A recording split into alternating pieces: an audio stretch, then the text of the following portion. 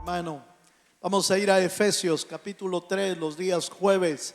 Estudiamos la carta del apóstol Pablo a los de Efesios y vamos a introducirnos en el capítulo 3. Efesios capítulo 3, versículo 1 y 2. Aleluya. Efesios capítulo 3, verso 1. Cuando usted lo tenga, dice amén. Amén. Dice así la palabra del Señor. Por esta causa, yo, Pablo, prisionero de Cristo Jesús, por vosotros los gentiles, si es que habéis oído de la administración de la gracia de Dios que me fue dada para con vosotros. Amén. Hoy nos introducimos en el capítulo 3, después de haber estudiado capítulo 1, capítulo 2 y de haber visto la cantidad de doctrinal que el apóstol Pablo enseña en los dos capítulos. Hoy nos introducimos a una oración del apóstol Pablo que arranca en realidad en el verso 14 de Efesios 3, pero que a partir del 1 Pablo empieza diciendo por esta causa, como diciendo todo lo que ya les enseñé en el capítulo 1, capítulo 2.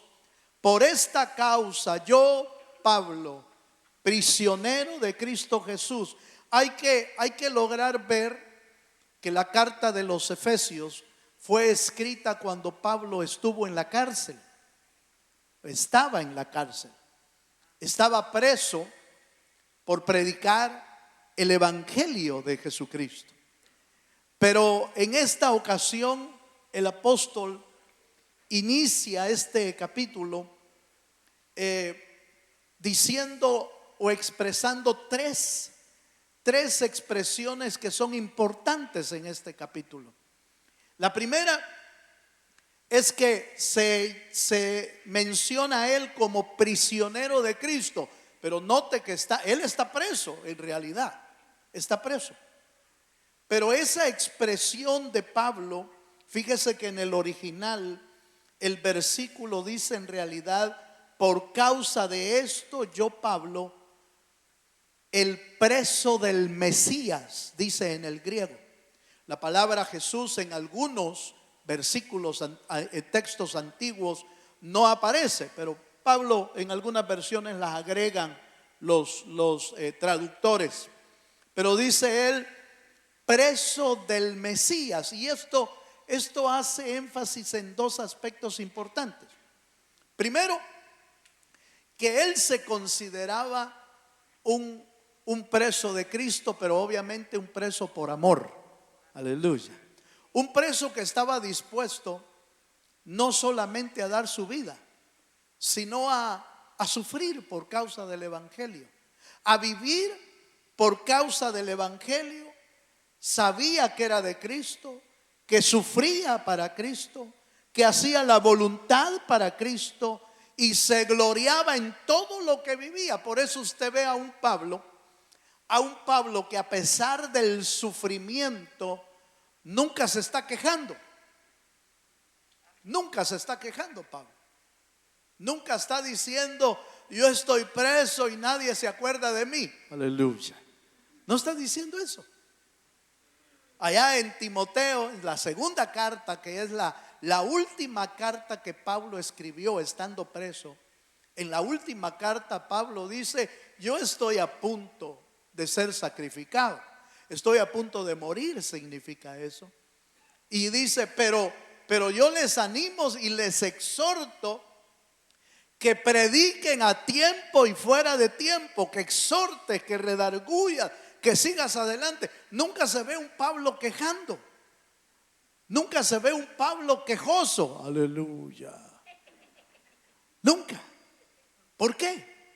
Porque sabía vivir para Dios. Sabía sufrir. Mira, hermano, hasta para sufrir es aprendido, fíjese, hermano. Hasta para sufrir. Bueno, y diría, hermano, y y que no, que el evangelio nos da una nueva vida. Sí, nos da una nueva vida. Y en esa nueva vida, hasta en sufrir le encuentra uno propósito. Hasta en sufrir, por supuesto, si está bajo la voluntad de Dios y si está bajo la sombra del Señor, que le hace entender muchas veces el por qué estamos padeciendo de una o de otra manera. Pero yo me imagino un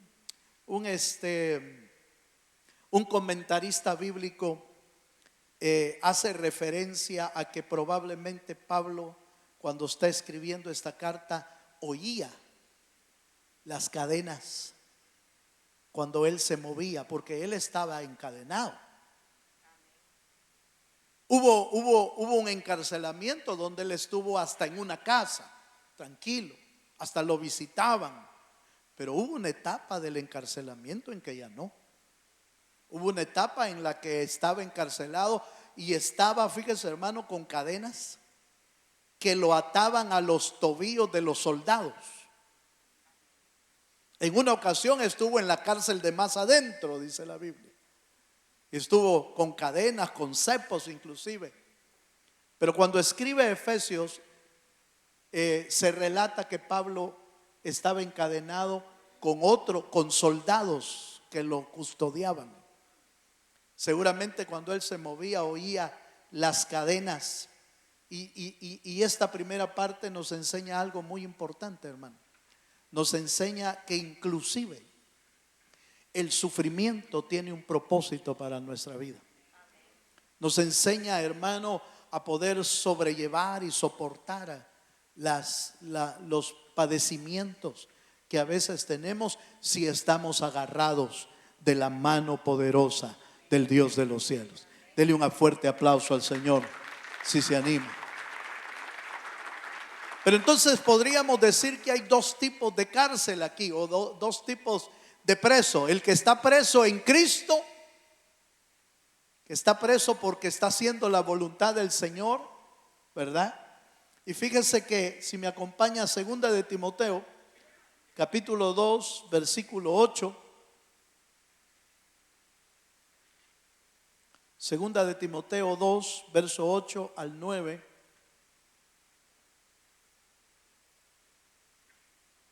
Dice: acuérdate de Jesucristo, del linaje de David, resucitado de los muertos conforme a mi evangelio, en el cual, oiga esta parte, en el cual sufro penalidades hasta prisiones, a modo de malhechor, mas la palabra de Dios no está presa.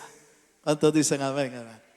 Fíjese, y hace referencia el apóstol Pablo que está padeciendo y que algunas veces los padecimientos era por prisiones, que lo metían como que fuera un malhechor, pero que en realidad Pablo no era un malhechor, era un predicador de la palabra del Dios de los cielos, no estaba haciendo ningún mal.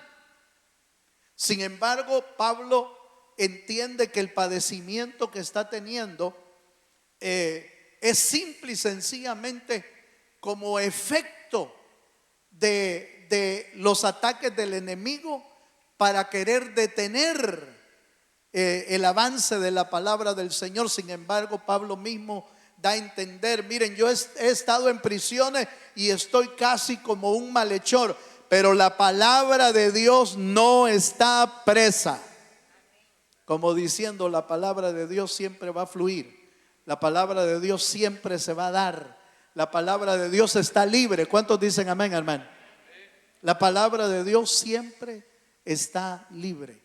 Hay un detalle muy interesante en esto, y es que aún en momentos de aflicción y aún en momentos de cárceles, Pablo no se sentía un preso en realidad, sino que se sentía un partícipe de los sufrimientos de Cristo. Por eso Pablo mismo dice: miren, en mi cuerpo llevo las marcas de Cristo, refiriéndose a los azotes, refiriéndose a los golpes, refiriéndose a los maltratos, refiriéndose a los sufrimientos que el apóstol Pablo había sufrido. Pero que no se sentía él como avergonzado de lo que había pasado. Y no se sentía él mal aún de los padecimientos. ¿Qué nivel, hermano? ¿Qué nivel alcanzaron los ministros de Dios? Que a pesar del sufrimiento se alegraban y se gozaban en medio del padecimiento. El mismo apóstol Pedro y otros, cuando salieron en una ocasión de la cárcel, después de haberlos maltratado y de haberlos golpeado, dice que salieron con gozo, diciendo, hermano, que el Señor los había tenido por dignos de sufrir por causa del evangelio. Aleluya. ¿Qué nivel, hermano, de soportar el padecimiento? A veces nosotros con una gripe nos estamos quejando. Aleluya. A veces con una cosita. A veces se está quejando el creyente. Es que no sé por qué, como que Dios se olvidó de mí, como que a saber. No, cuidado. Debemos aprender a vivir bajo la sombra del Dios de los cielos.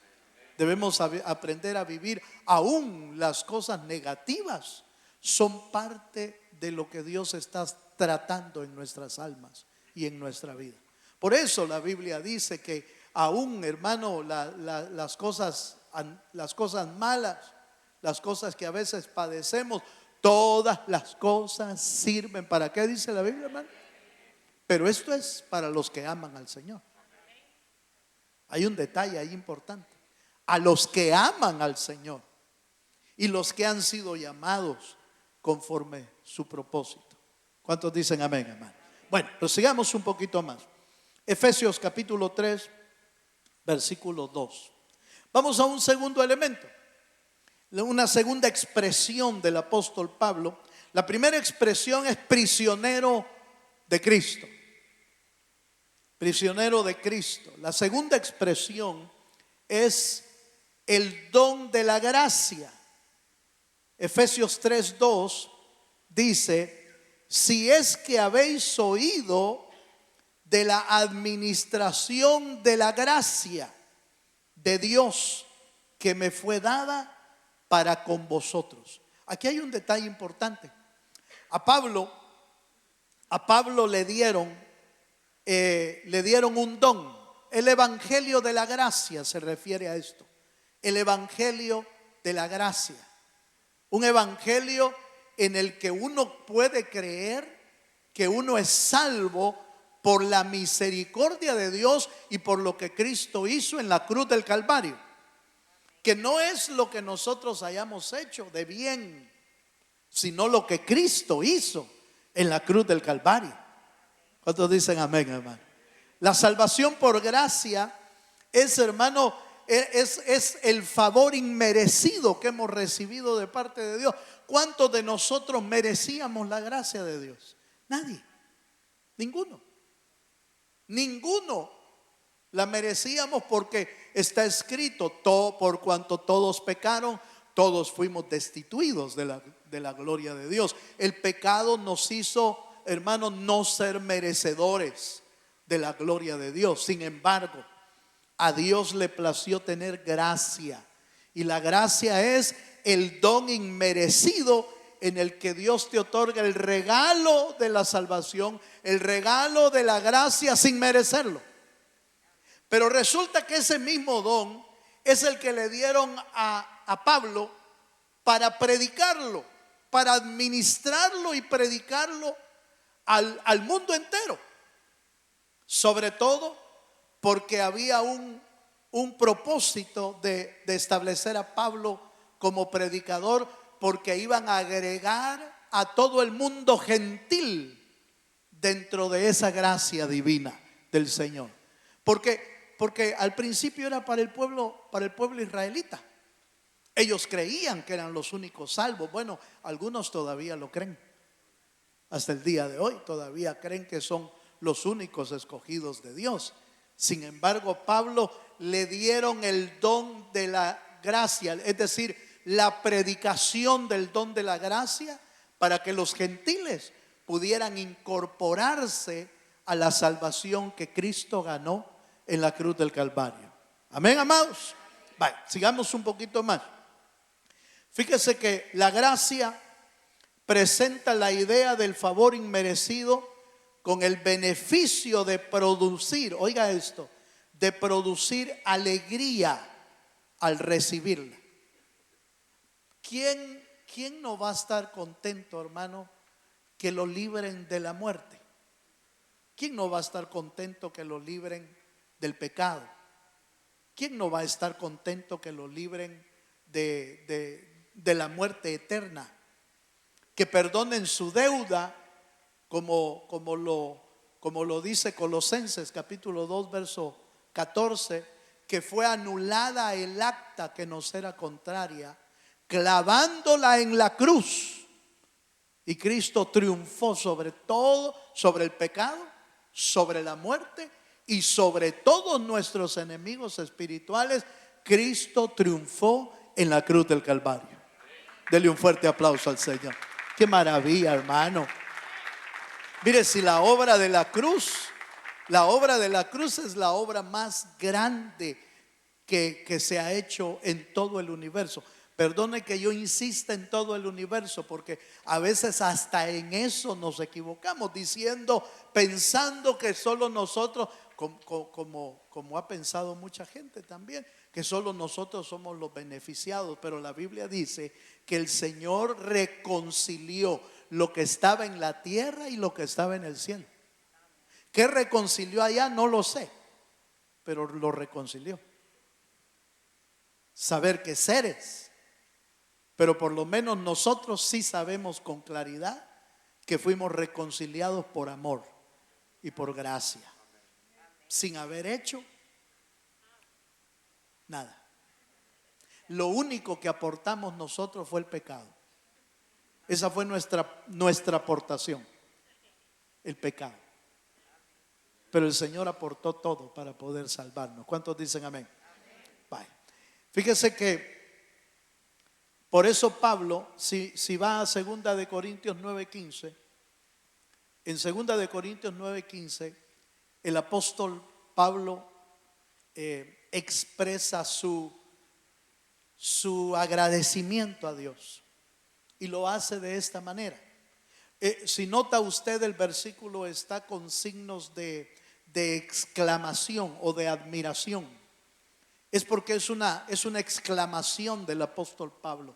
Gracias a Dios por su don inefable. Pero ¿a qué se refiere Pablo con ese don inefable? Se refiere al don de la gracia, al don que Cristo trajo al mundo a través de su muerte y de su sacrificio en la cruz del Calvario. Muchas veces el diablo quiere robarnos, hermano, esta exclamación, este gozo de la salvación. Muchas veces el diablo nos la quiere robar. Nos la quiere robar con cosas a veces tan pequeñas en el mundo. Y no nos hemos dado cuenta que somos poseedores y bienaventurados del mejor regalo que alguien puede recibir en el mundo: la gracia de Dios para ser salvos. ¿Qué puede ser comparado con eso? ¿Qué puede compararse con la salvación de Dios? ¿Qué puede compararse? Nada. No hay nada. No hay riqueza, no hay grandeza, no hay fama, no hay plata, no hay oro, no hay piedra preciosa que sea más grande que la salvación que Dios nos ha dado. Por eso Pablo, con admiración, con exclamación, habla de la gracia de esta manera: gracias a Dios por su don inefable. ¿Por qué? Porque es por pura gracia que nosotros estamos aquí hoy, hermano. Es por pura gracia, es por pura misericordia. A veces el diablo quiere entristecernos por cosas tan pequeñas, que suceden a nuestro alrededor. Mire, a veces nos roba la alegría y el gozo cosas tan pequeñas como que se nos arruinó una cosa. Se nos arruinó una llanta en el carro. Se me arruinó la tostadora. ¿Y qué voy a hacer hoy sin licuadora? He oído yo algunas expresiones por ahí. ¿Qué voy a hacer sin licuadora? ¿Qué voy a hacer sin esto? ¿Cómo voy a hacer? Nos roban la paz y nos roban el gozo de la salvación. Terrible fuera y triste fuera que perdiéramos el don de la gracia y el don de Dios. Eso fuera lo más triste del mundo. Pero a veces el diablo usa cosas tan pequeñas, tan materiales, tan insignificantes, que nos roba la paz y la gracia de Dios. Por eso cuando el Señor comparó, ¿se acuerda usted? Cuando los 70, lo vimos el domingo, me parece, no sé si este o el anterior, pero lo vimos el domingo cuando los 70 regresaban con alegría. Es que regresaban con gran alegría. Señor, hasta los demonios se nos sujetan. Hasta los demonios, Señor, nos hacen caso. Y el Señor, así con esa paciencia, ha de haber sido paciente el Señor, hermano. De veras que ha sido paciente. No sé si con usted, pero yo puedo decirlo por mí. Dios ha sido paciente conmigo, hermano. Sí, yo puedo testificar de la paciencia maravillosa que Dios ha tenido en mi vida. En usted también, no se haga. Denle un aplauso al Señor si se anima. Sí, solo vi que le hacía así. No, usted también. Dios ha tenido paciencia con usted. Con los discípulos el Señor las tuvo. Con el Señor las tuvo. Hubieron varias ocasiones en las que el Señor les dijo: ¿Hasta cuándo voy a estar con ustedes? Les dijo el Señor. ¿Hasta cuándo? Cuando se quedaron solos y quisieron expulsar un espíritu de un niño, de un jovencito que tenía problemas de habla y problemas de oídos, y quisieron expulsar el demonio, pero no pudieron. Cuando el Señor llegó, el papá le fue a decir: mira, Señor, tus discípulos han hecho todo lo que han podido, pero no pudieron. Y el Señor les dijo: ¿hasta cuándo voy a estar con ustedes? Les tuvo paciencia un montón de veces. ¿Qué habrá sentido el Señor cuando de repente le aparecieron aquellos dos discípulos? Que en una versión habla de su madre, pero déjeme quedarme con los discípulos. Los dos discípulos, los hijos del trueno, que se le acercaron al Señor y le dijeron: Señor, ¿te podemos pedir un favor? Sí, díganme, ¿qué quieren? ¿Será que cuando tú llegues al cielo nos permitas que uno se siente a tu derecha y otro a la izquierda? ¿Qué habrá pensado el Señor, hermano? Yo digo que se ha de haber rascado. Ay, por Dios, esto. Lo que están pidiendo. Lo que están pidiendo para la tierra, pidiendo posiciones, pidiendo lugar allá de exaltación. Les tuvo que decir el Señor: no, esas posiciones no las doy yo, las da mi Padre que está en el cielo. Pero les voy a dar una hoy. De la copa que yo bebo, beberán. Y del bautismo con que yo soy bautizado, van a ser bautizados. ¿Creen ustedes que pueden? Si podemos, dijeron de inmediato. No sabían lo que significaba la copa.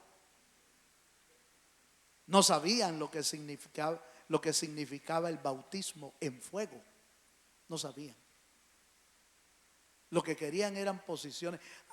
Así habemos cristianos, hermano, que se nos olvida que el propósito de Dios es otro.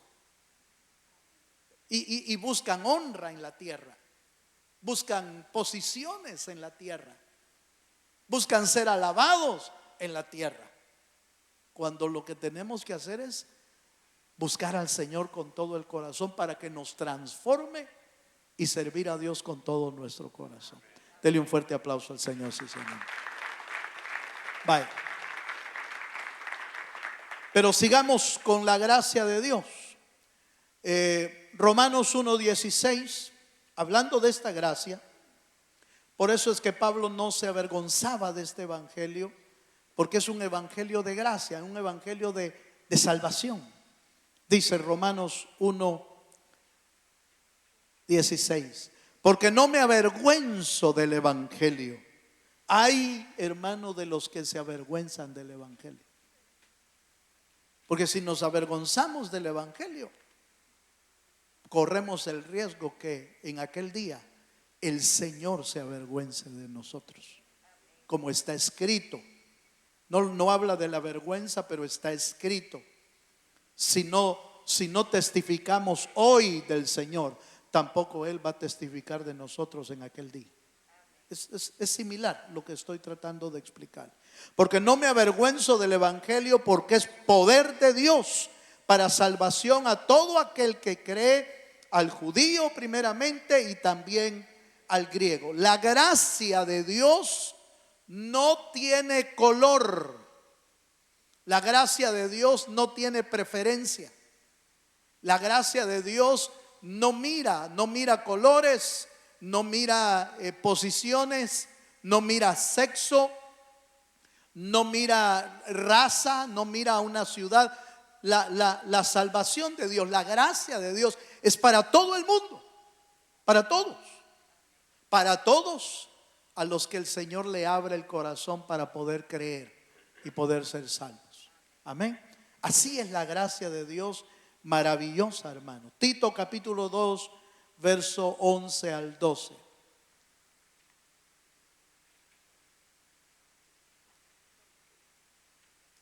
Tito 2, verso 11 y 12 dice: porque la gracia de Dios se ha manifestado para salvación a todos los hombres, enseñándonos que renunciando a la impiedad y a los deseos mundanos, vivamos en este siglo sobria, justa y piadosamente. Amén. Aquí hay dos detalles importantes que quiero recalcar. Primero, que vuelve el Señor a expresar de que la salvación y la gracia es para todos los seres humanos, para todas las personas. Segundo, que esta gracia de salvación es una gracia transformadora. Es una gracia que cambia. Es una gracia, hermano, que opera en el interior del hombre o de la mujer para transformación de su vida. Quiere decir que no porque hayamos recibido por gracia podemos seguir viviendo como queramos. No.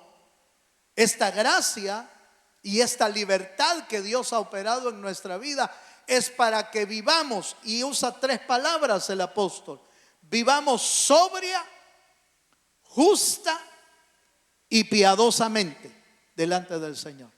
Esa es la manera en que debemos de vivir. Quiere decir que el creyente fue rescatado para dejar de vivir la vana manera de vivir que nos heredaron nuestros padres, y para vivir una vida nueva en Cristo. Aleluya. ¿Cuántos dicen amén? Note las tres palabras: sobria, que es lo contrario a ebrio o borracho. ¿Qué características tiene un borracho, hermano? ¿Qué características tiene un ebrio? Pierde la claridad, pierde hasta la conciencia puede perder, pierde las habilidades motoras, las pierde, se pierde, hermano, en un mundo, se puede perder en un mundo que no es real. Por eso muchos buscan como salida la bebida o el alcohol. La buscan como una salida de sus problemas. Lo que no saben es que se están metiendo en otros problemas, se están hundiendo en otros. en otros hoyos. Pero dice que vivamos sobria. Eso quiere decir que debemos de vivir alertas, debemos de vivir atentos, debemos de vivir expectantes a lo que Dios quiere hacer. Por eso la pregunta del millón, hermano, la pregunta de que siempre quizás llego a ese punto en algunas ocasiones, hermano, la importancia de saber qué es lo que Dios quiere para nuestra vida. Porque eso es parte del camino, eso es parte de ser sobrio. Eso es parte de estar atento a lo que Dios quiere hacer en nuestra vida. Y solo sobrios vamos a poderla descubrir. Justo, hermano, estamos viviendo en un mundo de injusticias. Vivimos en un mundo de injusticias. Pero no porque vivimos en injusticia, en el mundo de injusticias, nosotros debemos ser injustos también. Ay, pero así son todos. Sí, pero no somos llamados a vivir así nosotros, porque nosotros no somos de este mundo. ¿Cuántos saben que no son de este mundo? Si usted no es de esta tierra, de este mundo, entonces usted ha sido llamado a vivir en justicia. Ha sido llamado a vivir como un justo. ¿Cómo vive el justo? El justo por la fe vivirá, dice la Biblia. Vimos algo el domingo, cómo vive un justo. O el día martes hablamos de eso también. ¿Cómo vive un justo? Vive teniendo fe, vive teniendo comunicación con el Señor, vive echando mano de la gracia de Dios, de las herramientas de Dios para poder sobrevivir. Así vive un justo. Pero el mundo nos quiere hacer vivir como el mundo vive. Pero nosotros no somos de este mundo. Debemos de vivir justamente. ¿Cuántos dicen amén? Y piadosamente, dice. Mire, los que viven en la gracia viven de manera piadosa. ¿Qué es la piedad? En una descripción de la piedad en el diccionario, habla de ser un hombre o una mujer apegada a los mandamientos de Dios, a la práctica de los mandamientos de Dios. A eso se refiere como un hombre piadoso. Por eso en la Biblia se menciona de personas piadosas, refiriéndose a judíos que, apegados a las leyes y a las costumbres, trataban de vivir una vida recta.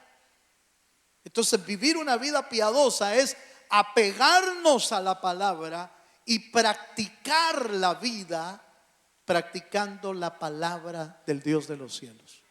¿Cuántos dicen amén, hermano? Por favor, hermano, quiero que me logre captar esto. La palabra de Dios no ha sido dejada como una historia. La palabra de Dios ha sido dejado como un manual de vida. Como un manual de vida. Un manual práctico de vivir. ¿En qué área necesita aplicar la palabra de Dios? Hermano, la Biblia tiene todas las áreas que usted necesita. La Biblia tiene todas las áreas que usted puede vivir en algún momento determinado. ¿Quiere saber cómo vivir como padre? Ahí está en la Biblia. ¿Quiere saber cómo vivir como hijos? Ahí está en la Biblia. ¿Quiere saber cómo vivir como un empresario, un jefe? Ahí está en la Biblia. ¿Quiere saber cómo vivir como esposos, como en un matrimonio? Allí está en la Biblia. Todas las áreas que tienen que ver con nuestra manera de vivir están en la palabra del Señor.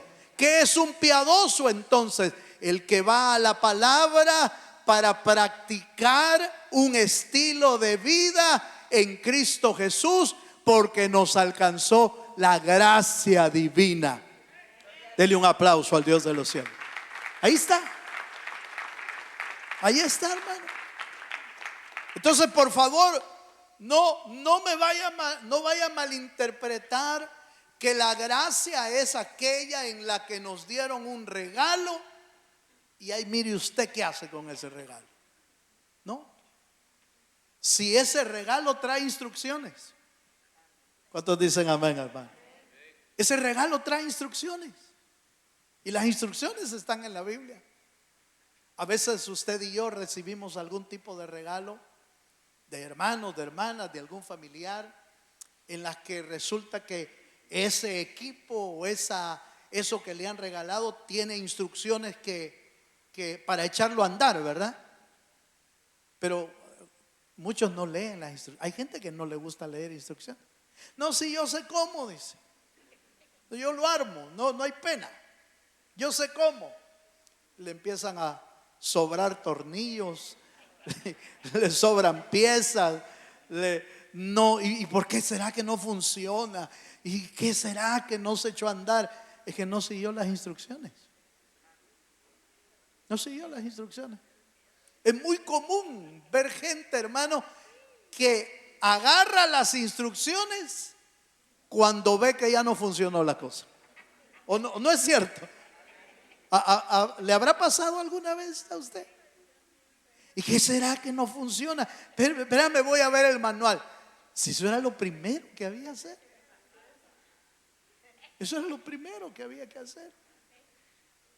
Qué tan fácil lo ponen hoy, hermano, que cualquier tipo de equipo, teléfonos, computadoras, relojes, máquinas, todos traen hasta una guía rápida.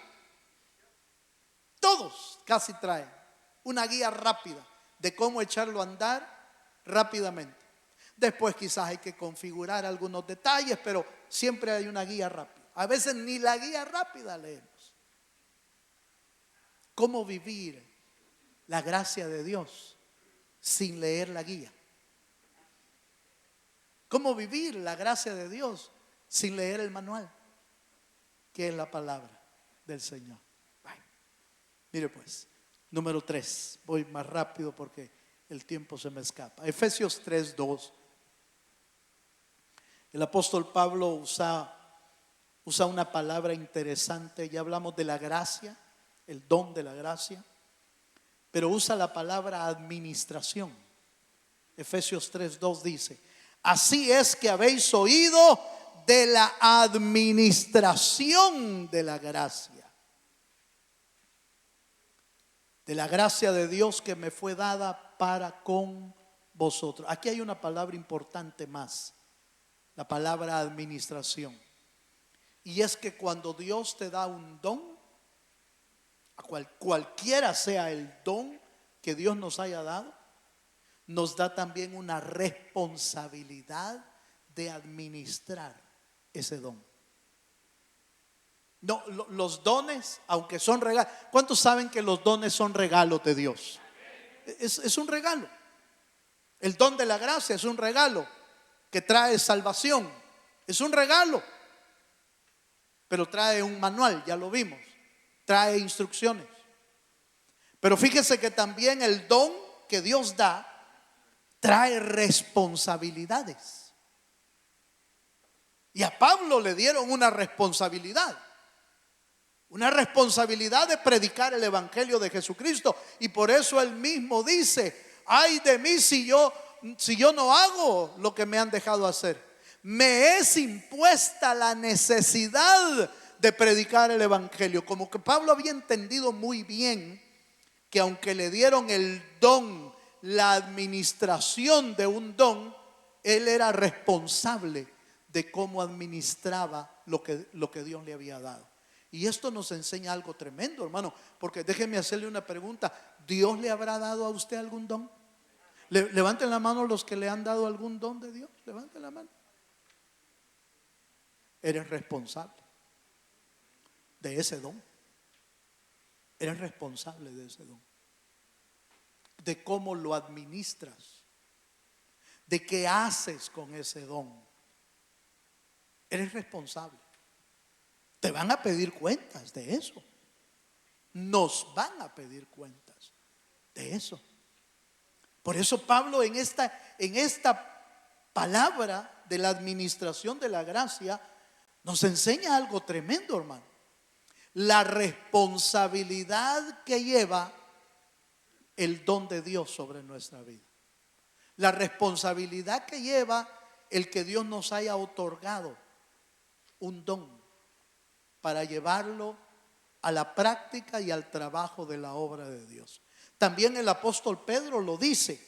Voy a ir un poquito más allá, al primera de Pedro 1:12, por favor, porque también el apóstol Pedro logró ver que los dones deben de ser bien administrados por los que reciben ese don.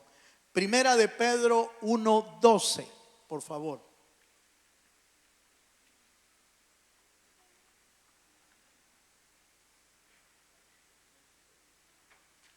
¿Lo tiene, hermano? Dice: a estos se les reveló que no para sí mismos, sino para nosotros administraban las cosas que ahora os son anunciadas por los que os han predicado el evangelio por el Espíritu Santo enviado del cielo, cosas que en las cuales anhelan mirar los ángeles. Fíjese, hermano, mire cómo es este don de grande, cómo son estos dones de grande, hablando del evangelio de Jesucristo, que los profetas del Antiguo Testamento indagaron diligentemente en cuándo, cómo y dónde iba a venir esa gracia, porque los profetas antiguos, hermano, indagaron con diligencia cómo es que iba a aparecer el Cristo, dónde es que iba a aparecer, cómo es que iba a venir. Y ellos, dice la Biblia ahí en el apóstol Pedro un poquito antes, hermano, dice que diligentemente buscaron y encontraron, y se les reveló que no era para ellos, que no era para ellos. Solo estaban administrando algo que iba a venir. Mire qué tremendo esto. Mire qué tremendo esto. Porque hay dones que Dios da. Fíjese, hay dones que Dios da que van a servir para bendición de otros y no para uno mismo. Por ejemplo, mire, yo recuerdo haber oído, y esto me ha pasado a mí también, pero recuerdo haber oído yo a un hermano pastor que el Señor le había dado don de sanidad sobre los enfermos. Tenía ese don y oraba y sanaban, oraba y sanaba. Por supuesto, no sanaban todos, sanaba los que Dios quería sanar, ¿verdad? Pero oraba y se le manifestaba un don muy, muy fuerte. Pero fíjese que cuando él oraba por él, no se sanaba. Qué raro, ¿va? Qué raro. Qué raro que el don funciona y bendice a otros, pero que a veces uno, aleluya. ¿Por qué será? Bueno, Dios sabe por qué. Dios es el único que sabe por qué. Pero lo que quiero darle a entender es que hay dones que son para beneficio de otros, para edificación de otros, para bendición de otros. Y estos escribas, estos estudiosos de la palabra, buscaron diligentemente lo que hablaba la palabra de Cristo Jesús y cuándo iba a venir, y descubrieron que no era para ellos, que solo estaban administrando verdades futuras, verdades que vendrían. Pero no por eso se pusieron mal, no por eso dejaron de seguir predicando, no por eso dejaron, pues ya no predico, si yo no voy en el cuento, no voy. No, siguieron predicando, siguieron anunciándolo. ¿Cuántos dicen amén, hermano? Entonces los dones son una responsabilidad. Y por eso Primera de Corintios, voy a terminar, Primera de Corintios 4:1 dice que los administradores deben de ser hallados fieles. Oiga esto, deben ser hallados fieles. Primera de Corintios capítulo 4 verso 1 y 2 dice: así pues, téngannos los hombres por servidores de Cristo y administradores de los misterios de Dios. Ahora bien, se requiere de los administradores que cada uno, por favor vea esta parte, cada uno sea hallado fiel. Esto no es por grupos, esto no es por equipos. Está bueno aprender a trabajar en equipo, pero cuando pidan cuentas va a ser uno por uno. Cuando pidan cuentas va a ser uno por uno. Vaya fulano, vaya hermano tal, pase adelante por favor a rendir cuentas de lo que hicimos estando en el cuerpo, y sobre todo de lo que hicimos con el don o los dones o los talentos que Dios dio a nuestra vida. Con razón Pablo decía: me fue dada un don, me fue dada la administración de la gracia para con vosotros. Podemos decir que Pablo terminó fiel su trabajo. Sí, podemos decirlo. La Biblia lo dice. Allá en la segunda carta de Timoteo dice: yo he acabado la carrera, he guardado la fe, he peleado la buena batalla, he guardado la fe, y solo me falta, ¿qué, hermano?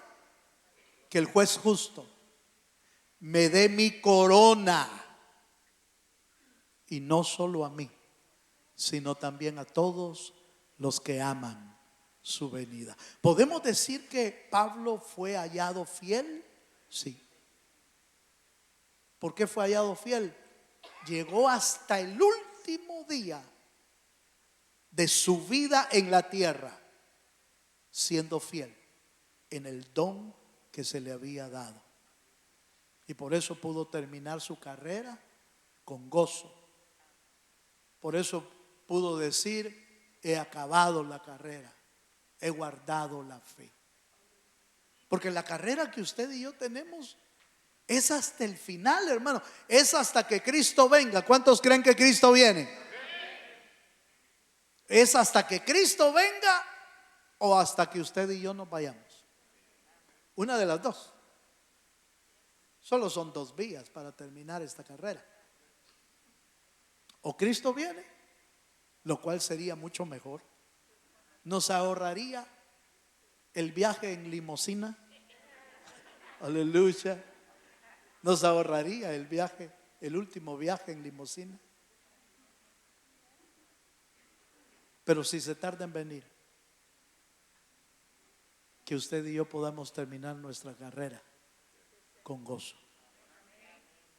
Sé fiel. ¿Hasta dónde dice la Biblia? Hasta la muerte. El que perseverare hasta el fin, este será salvo. Se confirma la gracia de Dios para los que tienen esa gracia. Yo voy a terminar. Si el Señor nos pasara hoy una balanza,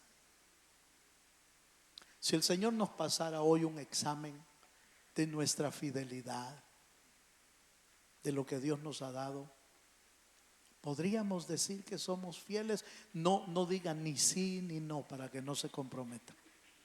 Mejor no decirlo. Pero allá adentro, por favor, allá adentro,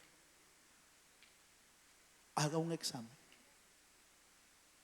Y si siente que está patinando, y si siente que no ha estado caminando bien, hoy es un buen momento para decirle: Señor, yo quiero terminar mi carrera con gozo. Ahora, si usted siente que va caminando como que es una maravilla, que nadie lo detiene, entonces vuelva a revisar mejor. Porque está escrito: el que está firme, mire que no caiga. Póngase de pie. Póngase de pie conmigo.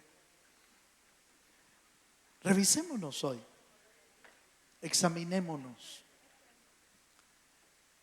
Démosle gracias por el don inefable a Dios, por la gracia de su salvación. Pero si usted es administrador de algún don de Dios, sepa que es responsable de cómo administrarlo. Y pidámosle a que Dios nos dé su gracia, su bendición para poder hacerlo. Véngase adelante si usted quiere venir. Véngase adelante. Venga a decirle aquí conmigo, yo ya estoy aquí adelante. Venga a decirle al Señor: Señor, gracias. Gracias por el don inefable que nos has dado. Gracias por el don de la salvación. Pero también queremos darte las gracias por los dones que tú has dado, por los dones que tú has puesto en nuestra vida. Ayúdanos a ser hallados fieles. Ayúdanos. Ayúdanos, Señor, a caminar en fidelidad todos los días de nuestra vida. Ayúdanos, Señor, a administrar cada uno según el don que ha recibido. Ministrelos a otros según la gracia que Dios te ha dado. Aleluya. Acerquémonos al Señor un momento. Acerquémonos delante de su presencia.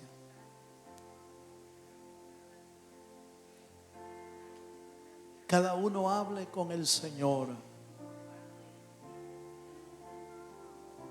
Primero dándole gracias por su don, por su salvación, por su misericordia.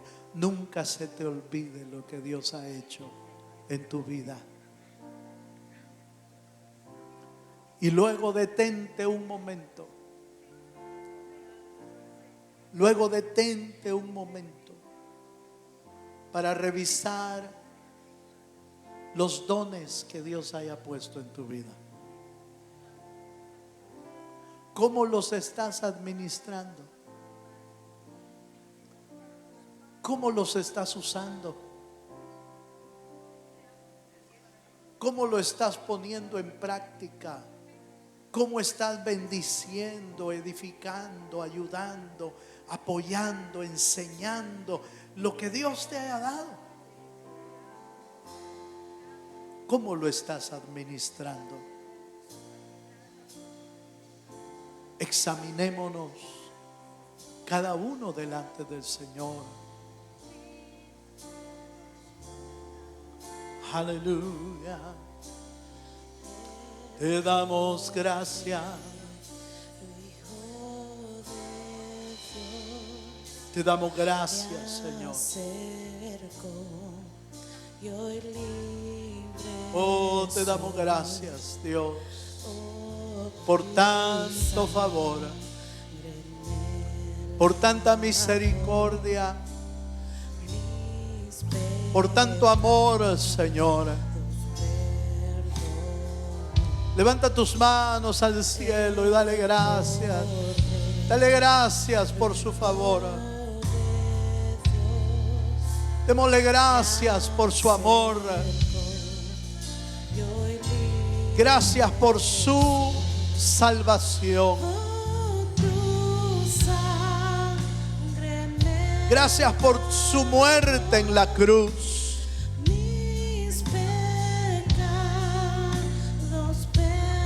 Gracias por su favor inmerecido.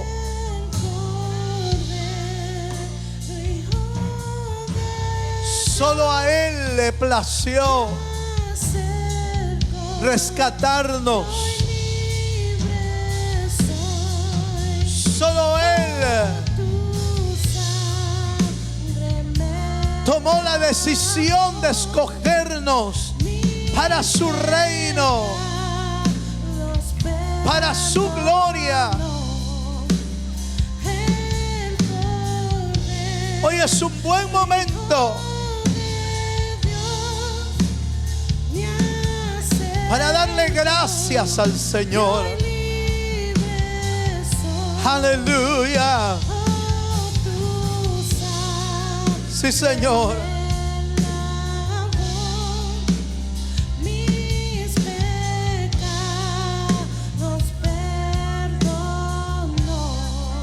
Aleluya.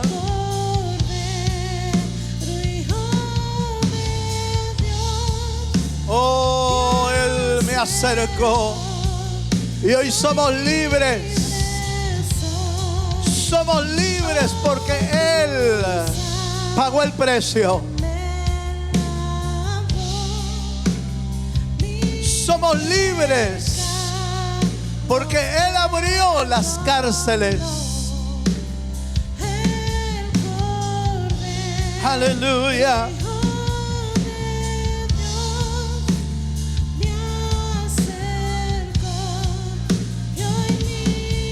Hoy libre soy.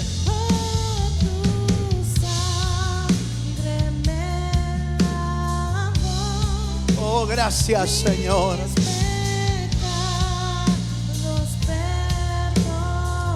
Oh, gracias. Gracias, Señor.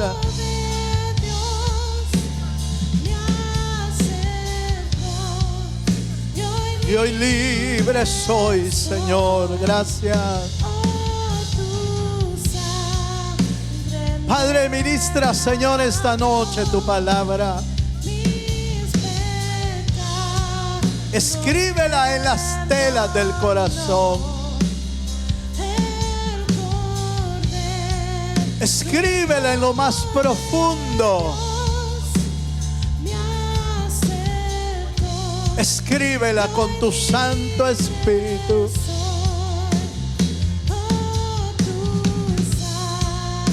Aleluya. Gracias, Señor, porque nuestros pecados fueron perdonados. Gracias porque nuestro pecado fue perdonado. Y ahora podemos confesar que somos libres. Somos libres por la sangre de Jesús. Somos libres por tu gracia. Somos libres por tu misericordia.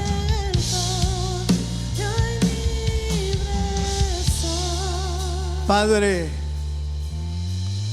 ahora, Señor, oramos para que tú hagas de nuestro corazón un corazón fiel a ti, Señor, en todas las áreas de nuestra vida. Señor, haz que nuestra vida se conduzca con sobriedad, con justicia y en piedad a ti, Señor. Haz que la gracia divina, Señor, transforme nuestro ser día con día y cada día nos parezcamos más al Hijo de Dios, Señor.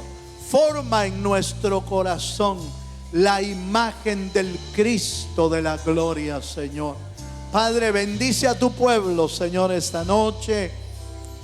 Forma tu carácter, forma, Señor, nuestra vida a la imagen de Cristo Jesús. Gracias te damos, Señor, en esta noche por tu fidelidad y por tu amor, Señor. Vuelve nuestra vida fiel, Señor, para ti, para tu gloria y para tu honra. Así oramos, Señor, creyendo en que tú estás obrando cada día en nuestra vida. Aunque no podemos verlo, tú sigues obrando en nosotros. Y así lo creemos, Señor. Todo lo pedimos. Todo, Señor, lo pedimos en el bendito nombre de Jesús, nuestro Señor y Salvador. Amén y amén. Le damos un aplauso al Señor.